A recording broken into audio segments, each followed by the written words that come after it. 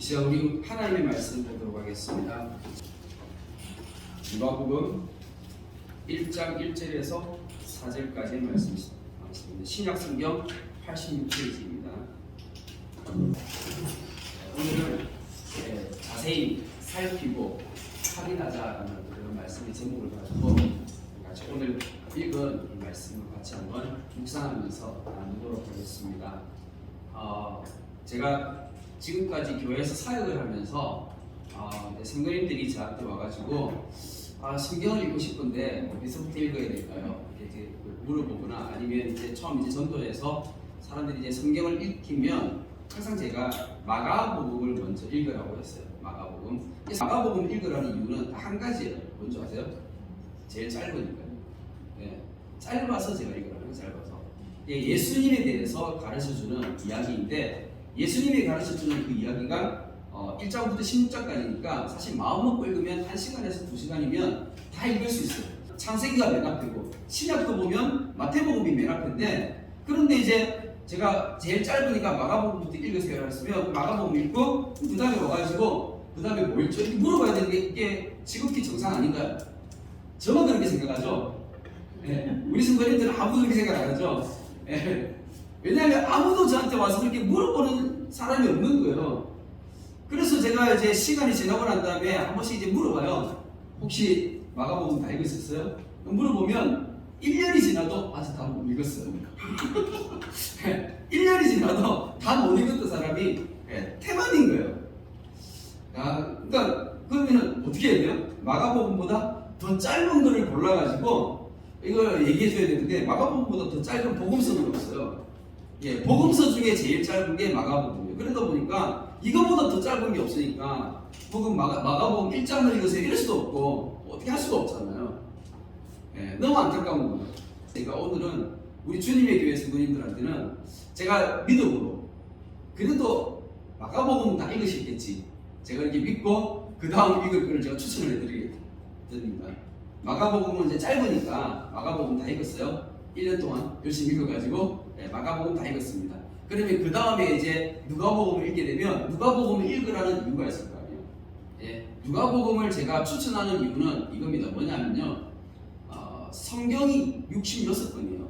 66권인데 이 66권의 성경 저자를 우리가 다 알지는 못하지만 그런데 우리가 이제 이 성경의 저자들이 원래 성경을 뭐 우리가 보통 얘기하면 하나님이 저자다, 하나님의 말씀이다 이렇게 얘기하지만 그래도 하나님이 사람의 손을 빌어서 썼잖아요. 근데 사람의 손을 통해서 쓸 때 특히 누구를 통해서 썼나요? 유대인들이죠. 이스라엘 사람들. 유대인들이 성경을 다 기록을 했습니다. 그래서 이 복음이 유대인들에서부터 나왔는데 그런데 유일하게 딱 2권 성경의 66권 가운데 2권 성경 2권은 이스라엘 사람이 아닌 유대인 아닌 이방인이 유대인 입장에서 이방인이에요. 유대인의 입장에서 이방인인 다른 나라 사람이 다른 민족 사람이 성경을 기록하는 거예요. 그게 뭐냐면 바로 누가복음 다음에 나오는 사도행전이에요. 누가복음과 사도행전은 이방인이 기록을 한 거예요. 그런데 이 이방인이 유일하게 글을 쓴 것이 바로 누가복음인 거예요. 우리는 한국 사람이니까 이방인이잖아요. 근데 이방인의 입장에서 성경을 볼 때 이방인의 입장에서 성경을 보는 관점도 필요하거든요. 왜냐하면 우리는 구약에 대한 어떤 배경이 없어요. 성경에 사실 구약 성경은 굉장히 어려운 내용이고 분량도 많아요. 근데 이거를 읽기도 부담스러운데 그런데 이방인의 입장에서 성경을 먼저 읽을 때 예수님에 대해서 알고 싶은데 예수님이 어떤 분이신가 이방인의 관점에서 기록되어진 성경이 누가복음인 거예요. 그래서 누가복음을 읽게 되면 내가 궁금해했던 부분도 좀 많이 해소가 되어지고 그리고 내용도 보면 우리는 일단 기본적으로 책을 읽으면 순서대로 이렇게 좀 보는 게 맞죠. 앞뒤로 왔다 갔다 하는 게 아니라 순서대로 이렇게 봤는데 근데 마태복음이나 그 다음에 마가복음 그 다음에 요한복음은 순서가 이게 우리는 일반적으로 시간적인 순서를 순서라고 생각하는데 여기 다른 복음서들은 순서가 좀 이렇게 뒤죽박죽 섞여가지고 좀 이상한 거예요. 그러니까 우리의 관점 안 맞는데 누가복음은 기본적으로 우리가 생각하는 시간적인 어떤 그런 순서에 어느 정도 맞춰가지고 이게 글이 써여졌어요. 그래서 우리가 읽기에는 되게 편한 거예요. 어디서부터 나오냐면 예수님의 출생부터 나오는데 예수님 출생 그 이전에 먼저 세례요한의 출생에 대해서 나오는 거예요. 왜냐하면 구약 성경에서 이게 예언이 되어져 있었거든요. 신기한 거예요, 사실. 굉장히 신기하죠. 오늘 이제 이 말씀을 통해서 한번 보려고 하는데 누가복음 1장 1절 우리 중에 이루어진 사실에 대하여 그러니까 1절에 보니까 이루어진 사실이라고 돼 있잖아요. 일어난 사건들이 일어난 사실들. 역사책을 보면 역사책이 어떻게 기록되었나요? 조선시대 때 일어난 사건들을 기록한 거거든요. 여기 이제 이 누가는 맨 처음에 기록을 하면서 어떻게 기록을 했냐면 이루어진 사실에 대해서 기록했다는 거예요. 그럼 일어난 사건하고 이루어진 사실은 약간 좀 뉘앙스가 좀 다르죠? 어떻게 다른가요? 이루어진 사실. 뭐가 이루어졌다는 거예요? 앞에서 미리 예언되어진 게 있는 거예요. 미리 예언되어진 것이 나중에 이루어졌다는 거예요. 미리 말하여지고 그게 이루어졌다는 거예요. 그러니까는 이 이방인이었던 누가가 성경을 기록하면서 자기가 가장 충격받았다는 게 뭔가요? 구약에 예언이 되어져 있고 그 예언이 수천 년이 지나고 난 다음에 자기가 살던 그 시대에 그대로 이루어졌다는 거. 그러면 뭐가 예언되어졌다는 거예요? 구약에서 뭐가 예언되어졌다는 거예요? 예수님에 대해서 예언되어진 거죠.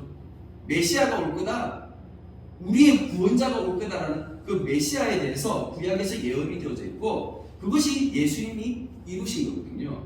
그래서 이 이방인이었던 누가가 자기가 가장 깊이 생각하고 묵상하면서 그리고 가장 충격받고 가장 놀라웠던 그 사건은 바로 예언되어진 것이 이루어진 거예요. 그 예언되어진 것이 이루어진 그것을 그러면 이제 누가는 그럼 이거를 자기가 누구로부터 들었을까요? 아니면 직접 봤을까요? 예수님 봤을까요? 누가가? 우리가 지금 복음서가 4개가 있어요. 복음이라는 게 뭐냐면 예수님에 관한 이야기를 복음이라고 합니다. 그래서 마태복음, 마가복음, 누가복음, 요한복음 이렇게 복음서가 4개가 나오는데 이 복음서는 어떤 내용이냐면 전부 다 예수님에 관한 이야기들이죠. 자, 그런데 마태, 마가, 요한은 다 어떤 사람들이에요? 예수님을 직접 목격한 사람들이에요. 그 중에 마태하고 요한은 예수님의 12제자 가운데 2사람인 거죠.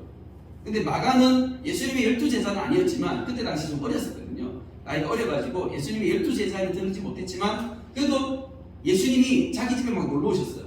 그래가지고 자기 집에 왔을 때 마가가 예수님을 봤을까요? 못 봤을까요? 우리 집에 왔는데 부끄러워서 집에 방 안에 자기 방에 숨었을까? 네. 분명히 마가는 예수님을 봤던 거죠. 그러니까 다른 복음서 저자들은 다 예수님을 봤어요. 그런데 누가는 예수님을 본 적이 없어요. 왜냐하면 이스라엘 사람이 아니고 멀리 수리아 안디옥이라는 곳에서 다른 지역에서 살고 있었기 때문에 그래서 예수님을 본 적이 없는 거예요. 그런데 예수님에 대해서 이제 나중에 복음에 대해서 들었던 것이죠. 그럼 복음에 대해서 들었던 거예요. 그럼 우리하고 사실 뭐가 달라요? 똑같은 거잖아요. 그렇잖아요. 단지 시간만 차이 나는 거죠. 우리는 지금 누가가 살던 그 시대보다 2000년이 지난 거고 누가는 예수님 당시 때에 살아있었던 사람이었던 것이고 그 차이점이지만 하지만 중요한 것은 이방인이고 그리고 예수님을 만난 적이 없다라는 거죠. 자, 그런데 이 누가가요 어떻게 했다고요? 자기가 붓을 든 거예요. 왜요? 글을 쓰려고.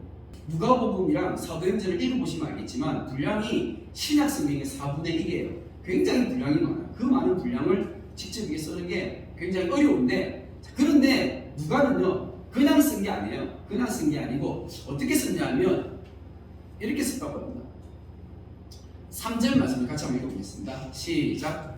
그 모든 일을 근원부터 자세히 이루어 살핀 나도 데오빌로 각하에게 차례대로 써보내는 것이 좋은 줄 알았더니 그러니까 누가가 자기가 글을 쓸 때 어떻게 썼다고요? 근원부터 자세히 미루어 살펴가지고 썼다라는 거예요. 자기는 지금 예수님을 만난 적이 없고 단지 다른 사람으로부터 들었던 그 내용을 확인하는 작업을 하는 거죠. 확인을 하려면 어떻게 해야 돼요? 그럼 이때 당시에 누가가 살아있던 이때 당시 누가가 지금 이제 이 누가복음을 기록할 그때쯤에는 예수님에 관한 책들이 뭐 지금만큼 이렇게 많이 있지는 않았겠죠, 그죠? 근데 분명히 예수님에 관한 기록들이 조금은 있었어요. 그걸 다 신뢰할 수 있나요? 신뢰하기 굉장히 어렵죠. 그렇잖아요. 왜냐하면 지금 우리는 이미 2000년 동안에 많은 사람들이 그 검증한 것들을 우리는 지금 가지고 보고 배우고 있는 거예요. 누가복음을 기록할 때 이때는요, 검증된 게 하나도 없는 거예요. 그냥 여러 사람들이 막 글을 써놓은 게 있긴 한데 읽어보면 어떤 사람은 이게 맞는 말 같기도 하고 어떤 사람은 이상한 말 써놓기도 하고 좀 확실하지 않은 거예요. 그러면은 누가의 마음 가운데 어떤 마음이 있었는가? 이것을 자세히 살펴가지고 확인해보고 싶었던 그런 마음이 있었던 것이었죠.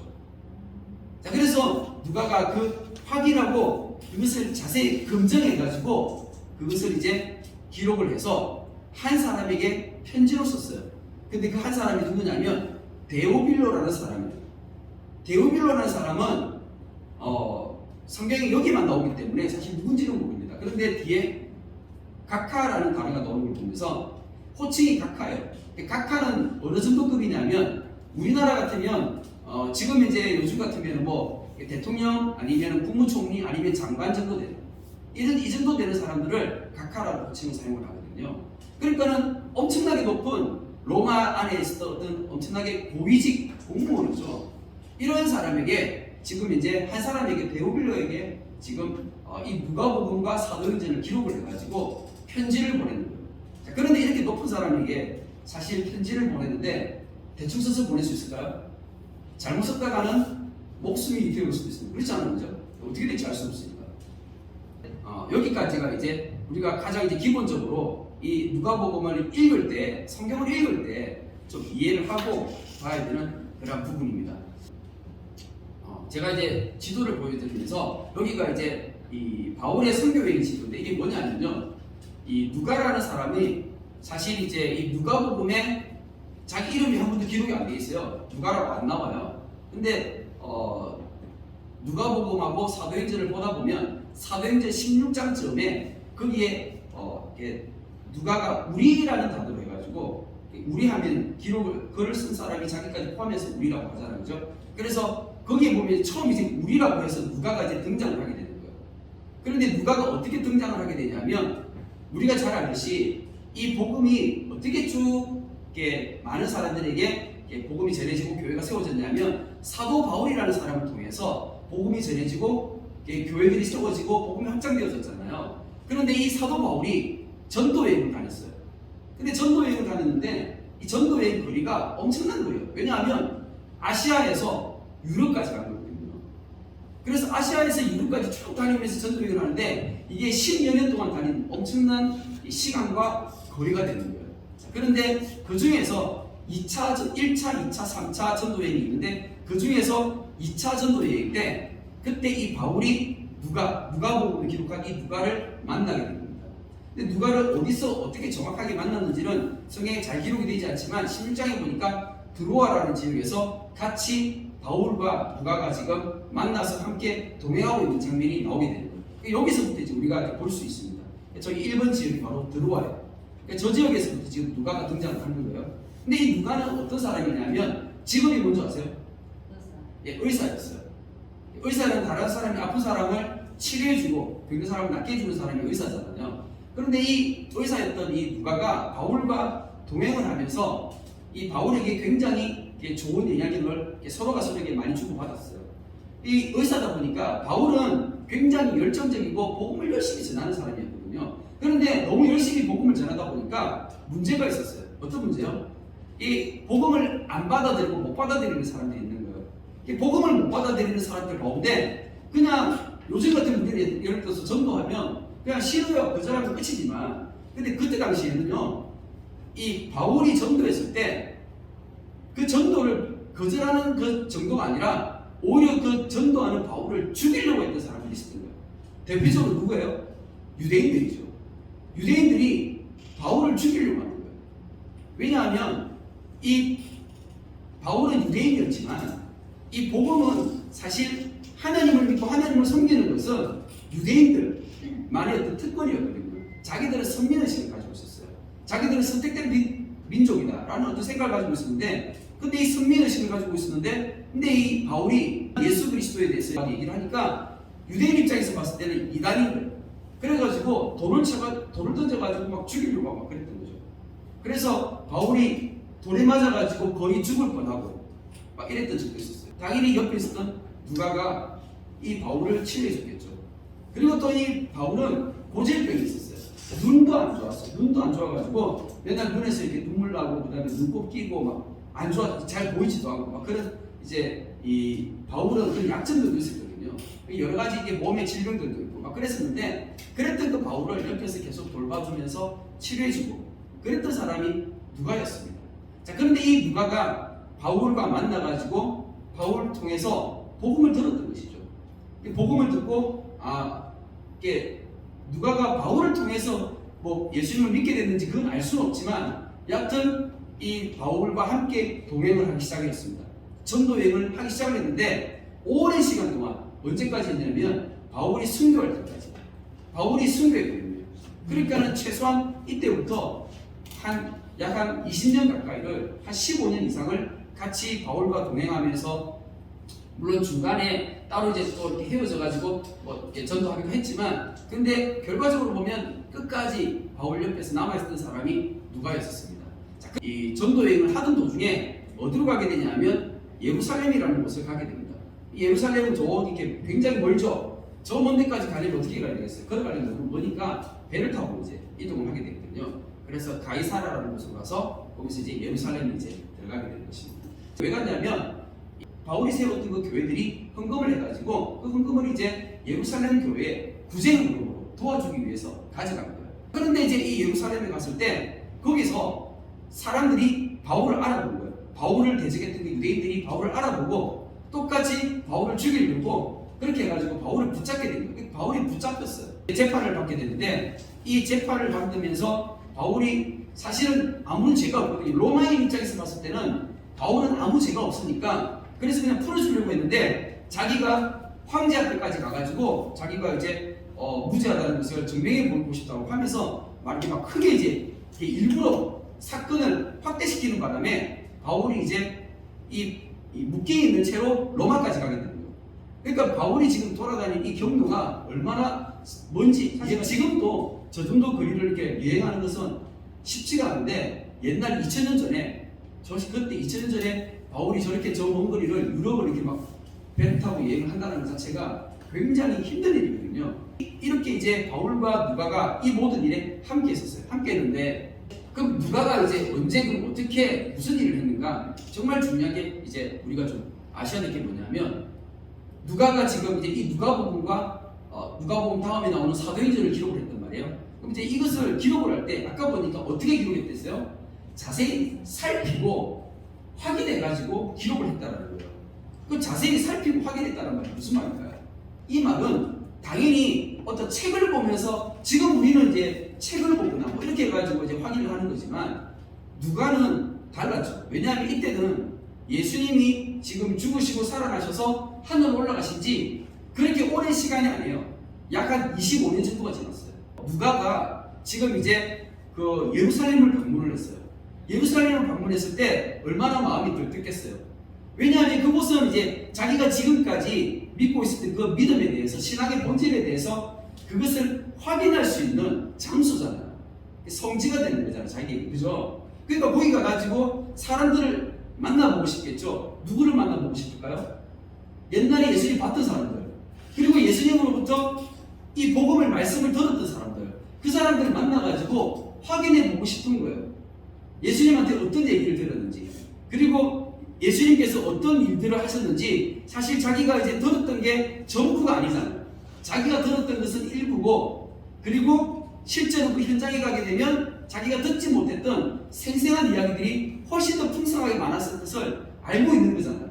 그래서 이 예루살렘에 가서 이제 그때부터 이제 확인 작업을 하는데, 근데 사실 자기가 이 누가가 확인 작업을 할 수 있는 충분한 시간이 주어졌어요. 갑자기 생각지도 않게 어떻게 주어졌냐면 바울이 잡힌 거예요.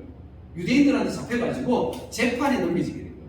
근데 재판에 넘겨졌는데 재판이 이제 진행이 되어지면 빨리빨리 진행이 되어야 되는데 저기 이제 그 가이사라는 곳에서 저곳에서 2년 동안 바울이 감금되어 있는 거예요. 아무것도 못하고 2년 동안 그냥 감금이 되어 있었어요. 그러니까 이제 바울이 감금되어 있으면 누가는 뭐 해야 돼요? 아무것도 같이 할 수 있는 게 없잖아요. 그러니까는 누가가 자기는 이제 그 2년 동안 뭘 했겠어요? 저 이스라엘 지역을, 팔레스타인 지역을 돌아다니면서 확인하는 것이죠. 저기 이제 맨 처음에 예루살렘을 갔으니까 당연히 예루살렘은 주변을 조사했겠죠. 그리고 또 어디 갔을까요? 예수님께서 주로 활동하셨던 데가 어디예요? 갈릴리였죠. 갈릴리. 그 갈릴리 지역까지 이제 올라가게 되는 것이죠. 근데 예루살렘에서 갈릴리까지 거리가 어느 정도 되는지 아십니까? 여기서 여기 대구에서 부산 정도의 거리입니다. 그렇게 멀지 않습니다. 네. 그 정도 거리면 2년이라는 시간이면 충분히 걸어서 다니면서 돌아다니면서 얼마든지 예수님 만났던 사람들, 그리고 예수님께서 직접 병을 고쳐주시거나 이런 사람들 만났을 수 있을까요? 그죠? 그런 사람들 만나고 그런 사람들로부터 예수님께서 전해주셨던 얘기들을 생생하게 듣고 이런 것들을 확인하는 작업이 이게 누가가 할 수 있던 특권이었던 거죠. 우리는 지금 할 수 없어요. 우리는 지금 하면 아무도 없죠, 그죠? 이미 다 돌아가시고 지금 아무도 없잖아요. 근데 누가는 이 일을 했던 거예요. 그러니까 이방인 입장에서 이방인이 우리와 똑같은 이방인이 그리고 이스라엘에 살지 않던 저 먼 지역에 사는 사람이 이스라엘 예루살렘 땅에 와서 이것을 확인하고 검증해서 쓴 기록이 뭐라고요? 누가복음이라고요. 그럼 이 기록은 우리에게 어때요? 우리가 읽을 때 우리는 이방인이잖아요. 이방인의 관점에서 이 누가복음을 읽게 되면 충분히 이것을 읽고 신뢰할 수 있을 만한 그러한 작업이 될 수 있다는 것입니다. 자, 그리고 이제 누가가 이 누가복음을 기록했을 때 누가복음은 그냥 기록한 것이 아니라 나름의 뜻 목적이 있었잖아요. 첫 번째는 어떤 목적이었냐면 아까 데오빌로 그 데오빌로 각하에게 편지로 이렇게 누가복음을 기록해서 보내는 것이었어요. 이 데오빌로는 또 어떤 사람이었어요? 데오빌로는 로마 사람이에요. 그러니까 이방인인 거죠. 그러니까 데오빌로도 이방인이에요. 그러니까는 이방인에게 쓴 복음서가 누가복음인 거죠. 이방인에게 쓴 것이에요. 이 데오빌로는 복음을 듣기는 들었어요. 근데 복음을 듣긴 들었지만 아직까지 믿음이 약한 거예요. 믿음이 약해가지고 잘 몰라요. 이 데오빌로에게 복음에 대해서 확실하게 가르쳐주고 얘기하고 싶었던 거예요.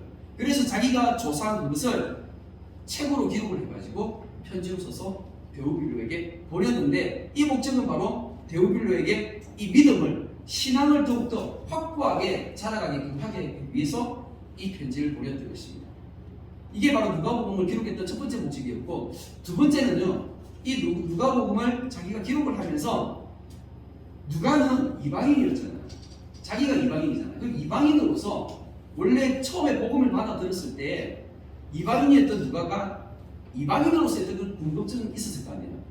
이때 당시에 이방인에게는 구원이 없다라고 얘기를 했던 사람들이 있었죠. 누구요? 유대인들. 유대인들은 이방인에게 구원이 없다라고 얘기하는 거예요. 그럼 어떻게 이방인들은 구원을 받을 수 있어요? 이방인들이 할례를 받아가지고 유대인이 되는 거예요. 쉽게 얘기하면 귀화를 하는 거죠. 그래서 이방인이 유대인이 되어서 율법을 따라서 구원을 받게 되는 것입니다. 그게 이제 유대인들이 가지고 있었던 생각인데 이방인이었던 이 누가는 이게 궁금했던 거예요.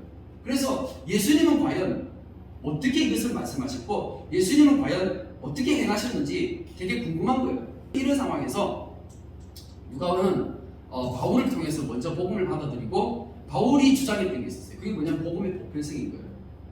복음의 보편성이라는 것은 하나님께서 이 모든 민족을 만드셨고 하나님께서 모든 민족에게 예수 그리스도를 통해서 모두가 다 구원받을 수 있는 길을 열어주셨다라고 얘기를 하는 것이죠. 이게 이제 복음의 보편성인데 거기에 대해서 사실 누가는 예루살렘에 가서 이거 검증해 보고 싶었던 것이었죠. 한 가지 제가 이제 누가복음의 기록 가운데 한 가지 예를 들어서 예루살렘 가는 길이 있는 거예요. 요단강 건너서 예루살렘 가는 그 입구에 여리고라는 이 도시가 있는데, 그런데 여기에 이제 한번 가본 거예요. 왜?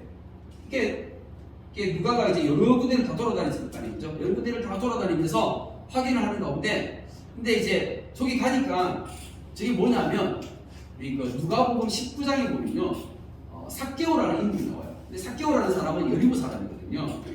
근데 여리고 사람인데 저기 딱 가면 뭐가 있냐면, 저 지금도 있어요.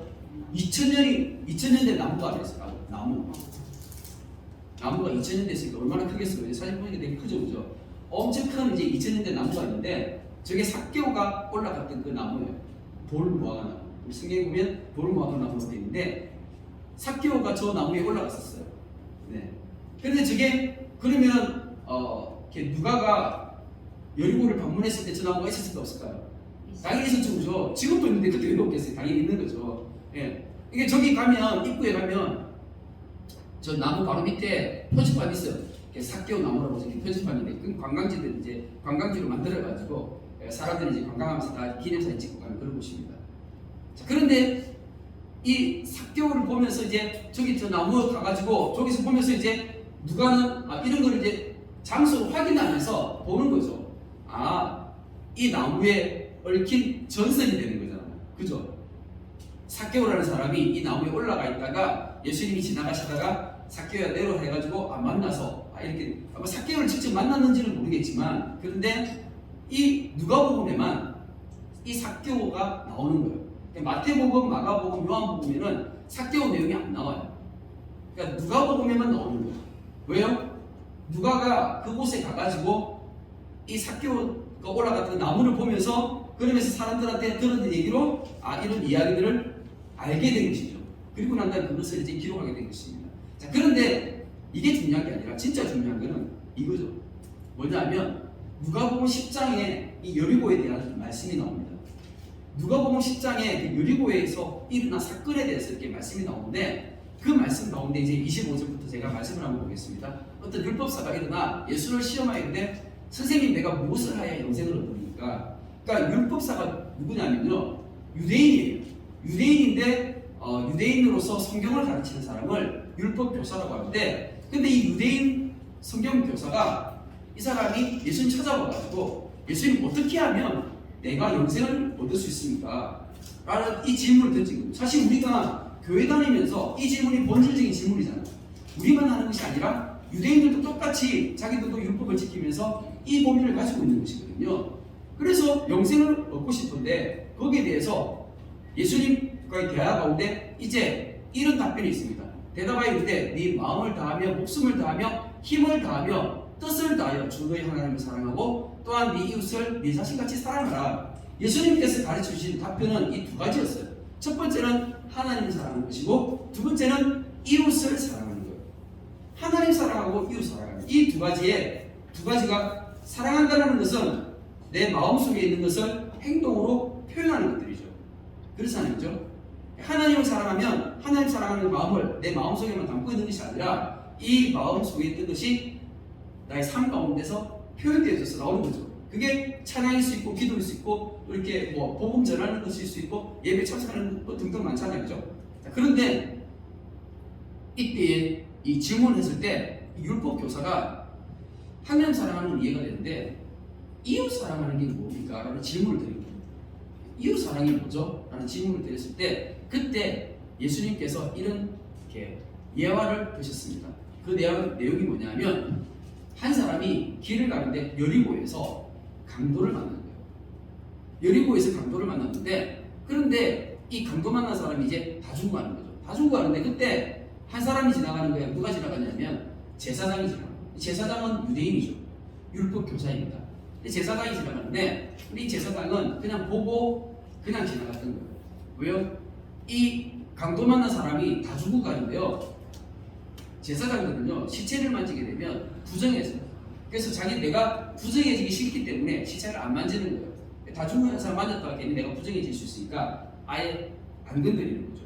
그래서 그냥 패스하면서 지나가는 거예요. 그 다음에 또 지나갔던 사람 있죠? 누구냐면 레위인이에요. 레위인도 똑같은 거예요. 이 사람도 유대인인데 똑같은 이유로 그냥 패스하면서 그냥 지나가는 거예요. 근데 세 번째로 한 사람이 지나갔어요. 이 사람 누구예요? 누구예요? 누구? 네, 사마리아인이죠. 사마리아인은 이방인이에요. 이방인이 지나가다가 그때 이 다 죽어가는 사람을 보면서 이 사람을 도와주고 구해주게 되는 것입니다. 그러면서 예수님께서 말씀하셨어요. 뭐라고요? 누가 이웃이냐고. 그 율법 교수에게 누가 이웃이냐고 물었죠. 그죠? 바로 이 이방인이었던 사람이 오히려 어떻게 해요? 하나님의 말씀을 그대로 지키고 행하는 이 사람. 하나님의 말씀이 뭐예요? 하나님을 사랑하고 이웃을 사랑하는 거잖아요. 그 말씀을 그대로 마음에 받아들이고 그걸 삶을 그대로 실천했던 그 사람이 우리의 진짜 이웃이다라고 하면서 이 선한 사마리아인 비유를 어디 있어요? 여리고에서 거기 가가지고 누가가 여리고에 와서 이런 말씀을 발견하게 된 것이죠. 왜 이런 말씀을 발견했을까? 그 이유가 뭘까요? 자기가 이방인이었잖아요. 누가가 스스로가 이방인이니까 어떻게 하면 이방인이 구원을 얻을 수 있을까? 이거를 고민하고 이거를 궁금해했었잖아요. 그 궁금해하고 고민하던 것을 어디 가서 발견한 거예요? 여리고 가서 발견한 거예요. 여리고에서 이 이야기를 해줬던 사람들이 누구였겠어요?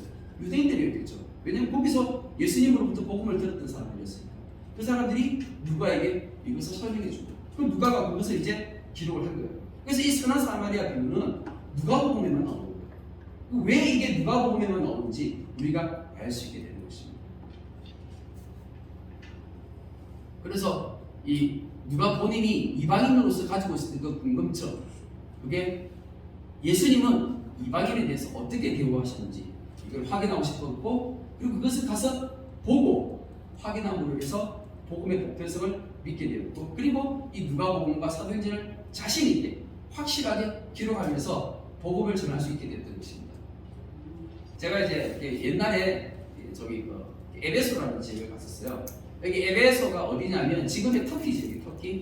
지금의 터키 지역에 가면 에베소라는 옛날 고대 도시가 있는데 거기 이제 여행을 갔죠. 저 이 건물이 뭐냐면 두란노 서원이라는 거예요. 그래서 사도행전을 보면 두란노 서원 나오잖아요. 그죠? 저 건물이 바로 두란노 서원이에요. 저 왜 갔겠어요? 제가 저거 보고 싶어서 갔죠. 저 왜 보고 싶었겠어요? 성경을 읽었잖아요. 그래서 성경을 보는데 이 성경이 진짜인지 가짜인지 확인하고 싶었던 마음이 저한테는 없었을까요? 그 마음이 어떤 마음이에요? 이 마음이죠. 누가의 마음. 그죠? 누가가 가지고 있을 때 그 마음. 한번 확인해보고 내 눈으로 가서 보고 싶은 거죠. 보면 뭐가요? 믿음이 확고하게 검증되어지고 살아날 수 있으니까 이게 보고 싶은 거예요. 제가 이제 이 에베소 가다가 길을 가다가 생각지도 못한 걸 발견했어요. 진짜 저 거기 있는 줄 몰랐었어요. 길을 가다가 에베소 이 유적을 쫙 돌다가 생각지도 못한 걸 발견했는데 이건 누가의 묘예요. 누가의 묘가 저기 있는 거예요. 그래서 한국 사람이 얼마나 많냐면 저기 표지판이 한글로 되어 있어요. 저 한국이 아닙니다. 한국이 아니고 저기 에베소예요. 에베소에 갔는데 에베소에 얼마나 한국 사람들이 많이 오면 아니 저기에 영어하고 한글하고 두 가지 언어로 기록이 되어져 있더라고요. 제가 충격받았습니다. 일단 첫 번째 충격은 생각지도 못했던 누가의 묘를 발견했던 게 저는 충격이었고, 두 번째는 한글로 된 표지판을 보고 제가 충격을 받았어요. 한국 사람 얼마나 많아요, 그죠? 네. 아니 한국 사람만 많이 올까요? 아니 독일 사람들도 올 거고, 저기 뭐 프랑스 사람들도 올 거고, 이태리 사람들도 올 거고, 뭐 많이 올 거 아니에요. 일본 사람도 오고 뭐 많이 올 건데, 뭐 영어가 공용어니까 영어로 된 건 기본으로 돼 있겠지만, 근데 왜 거기 다른 생뚱맞게 한글로 달린 게 있으니까 한국 사람이 어떤 마음인 거예요? 한국 사람들의 마음이 뭐가 있는 거예요? 가서 보고 확인하고 싶은 이 마음이 있는 거잖아요. 어떤 마음? 누가의 마음. 이 누가의 마음이 누구한테 있는 거예요? 한국 사람, 한국 교회에 있는 거예요. 아멘이십니까? 아멘. 네. 우리 주님의 교회에 마음이 있습니까? 아멘. 아멘. 네. 저는 그렇게 믿습니다. 하나님께서 우리 한 사람 한 사람에게 어떤 마음을 주셨는가, 이 말씀을 읽고 듣고 배우는 가운데 깨닫고, 그 깨닫는 가운데 또 확인하고 싶고, 이런 마음들이 다 있는 거예요. 예, 이제 주저하지 마시고 우리 함께 이 일을 해나갔으면 좋겠습니다. 자, 이제 한번 기도하겠습니다. 사랑의 하나님 감사합니다. 하나님의 사랑과 은혜 가운데 하나님 오늘도 말씀을 통하여서 하나님 많은 것들을 생각하며 깨닫게 해주시니 감사를 드립니다. 하나님 누가가 정말 이 복음에 대해서 듣고 난 후에 비록 믿음이 있었지만 그러나 그것들을 자신의 눈으로 확인하고 또 그것들을 한 번 더 검증하고 싶은 그런 욕구가 있었던 것처럼 하나님 우리 주님의 교회 귀한 성도님들에게도 하나님 주신 이 마음이 살아날 수 있도록 도와주시기를 기도드립니다. 그래야지 우리가 날마다 성경 말씀을 읽고 묵상하고 또 이 말씀을 배우는 가운데 하나님 주신 은혜가 있어서 우리가 하나님 주신 그 은혜를 통하여서 더 깊이 깨닫고 더 바르게 알아갈 수 있는 지혜와 은혜를 하나님 더하여 주시옵소서. 그렇게 우리 주님의 교회가 복을 받기를 간절히 소망하오며 살아계신 예수 그리스도의 이름으로 기도드립니다. 아멘.